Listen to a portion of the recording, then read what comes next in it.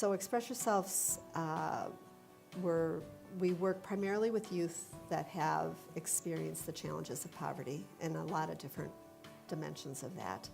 Most of the youth that we work with have some kind of trauma. I think their environment is traumatic. Just in and of itself, to hear gunshots constantly is really a hard place to be a child when you have to have that kind of alertness and awareness of your surroundings.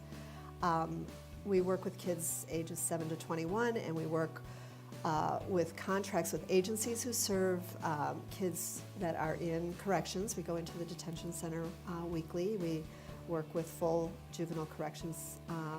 We go up to Lincoln Hills and Copper Lake, which is the secure facility for youth. We also work with the kids in Milwaukee County. There's a new program called MCAP, Milwaukee County Accountability Program.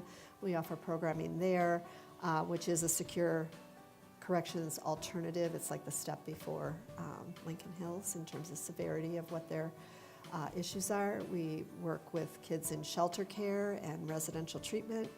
And then we also work with kids in alternative high school programming. And as the program grew, we recognized that kids are moving around these systems. And so our growth was pretty deliberate about accessing kids at different points in the system as a bridging agency. And one of our newest programs is with the state of Wisconsin in a reentry.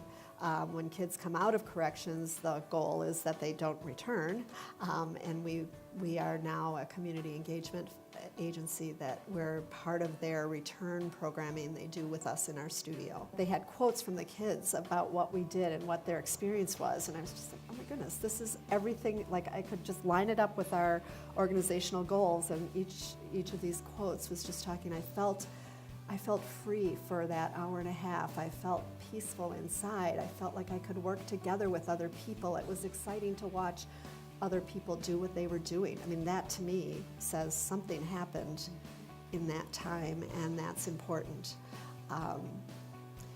And I feel it is important to kind of understand the data about that and be able to communicate about that. And that's something, as a small nonprofit, just before I came here, Daisy and I were working with one of our advisory committee, our council members, who is a researcher about how do we accurately assess. We give pre and post surveys, but are we actually assessing what we're doing and the impact that we're having, and how, we spend a lot of time and energy to speak to our funders about what we're doing and to speak to the public about what we're doing, and are we making a difference in kids' lives, and how do we do that with integrity? I think it's really an issue that as an organization we've been grappling with, we will continue to grapple with. We've had moments, we were part of a citywide research project where we had an actual researcher come in and help us with that.